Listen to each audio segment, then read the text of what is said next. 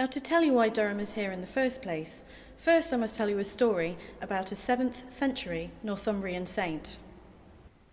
Now, in 633, there was a young man born called Cuthbert. Cuthbert became a shepherd, and during the evening one night when he was looking after the sheep, he saw a vision. He saw a vision of someone being taken to heaven by angels. Now, a few days later, he found out that very night, a man called Aidan had died. Aidan was a bishop. He had been invited over to Northumbria by King Oswald, and he helped to set up monasteries around Northumbria to teach the people about Jesus. Now, Cuthbert saw that as a sign that God wanted him to become a monk like Aidan had been. So he went to a monastery at Melrose, and he learnt how to become a monk.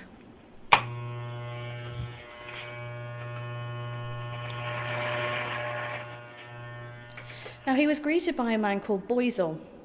Boisil, when he saw Cuthbert arriving, said, "Here comes a man of God." Already there was something special about Cuthbert that people who hadn't even met him could notice. Boisil taught him everything about being a monk. He taught him how to write, he taught him how to read the Bible, he taught him about Jesus, and he taught him how to pray. Cuthbert was a very popular member of the community, and sadly, when Boisil fell ill, Cuthbert was there to hold his hand through it and to be there and be a companion. And it was then when Boisil said to him, "Cuthbert, one day you will be a bishop." Now, after Boisil died, he became the prior, the head monk of the monastery. And after he'd been there a few years, he was invited to become the prior of Lindisfarne Monastery. Now, Lindisfarne is a special place. It's attached to the mainland, but also an island at the same time. And it was there that he became extremely popular, because they noticed that Cuthbert had been given a gift. He'd been given the gift of healing. And of course, there were no hospitals or doctors at the time, and so wherever Cuthbert went, there was always somebody there who wanted him to be prayed for. And as much as Cuthbert enjoyed being with the people, he also loved God the most, and he needed to spend some time, just him and God. So he decided to leave Lindisfarne, and he went to live on a little island called the Inner Farne, and he lived there as a hermit. He built himself a hermitage to live in. He also built a chapel, and he built a guest house for the monks to come and visit him.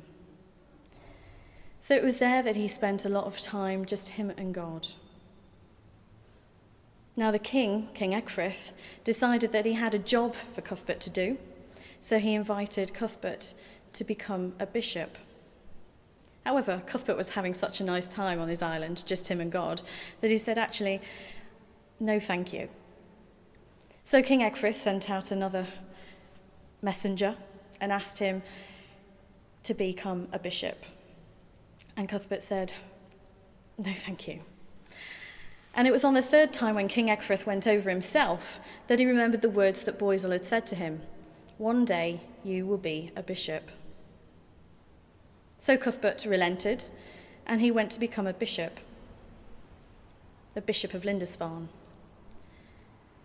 Now, he was getting pretty old, and he decided that he would only spend a few years of his life in this role because he felt that his life was coming to an end. So he retired, and then he went back to live on his little island, the Inner Farne. And that is where Cuthbert died. Now, the monks persuaded for him to be buried back at Lindisfarne so they could look after his shrine. And his shrine became a popular place, as we do now. We pay our respects and lay flowers, and people came and paid their respects too and left gifts and flowers and money, and they also realised that people, whilst they were there, were still being healed.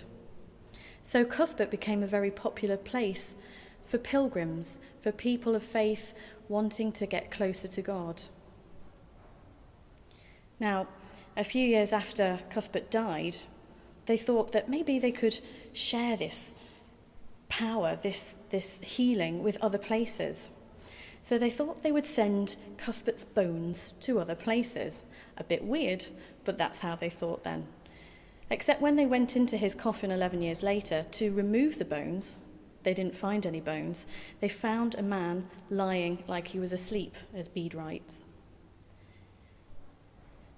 Now the Vikings then arrived, and the monks were very worried about the safety of Cuthbert, so they decided to go on a journey to find a safe place.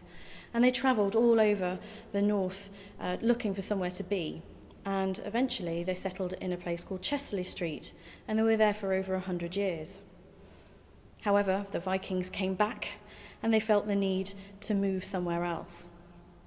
And the legend is that whilst on this journey, the cart that was carrying Cuthbert's coffin got so heavy it couldn't be moved. And so the monks decided they were going to spend the night there and think about it and see what happens in the morning. And during the night, Cuthbert came to one of the monks in a dream and said, "Take me to Dunhome." Now he woke the next morning and shared this news with the monks, and they were, I imagine, pretty overjoyed that after all this time they found somewhere that they needed to be. Except the monk had no idea where Dunhome was. Luckily, in the field next to them, they overheard some milkmaids having a conversation. One of them had lost her cow, and luckily the other milkmaid had seen it up on the hill at Dunhome. So they followed the milkmaid all the way to Dunhome. Now, Dun means hill, and home means island, and that is the Old English for Durham. And that is how, in 995, the monks arrived at Durham and started to build a monastery. And then in 1093, nearly 100 years later, they started to build this cathedral.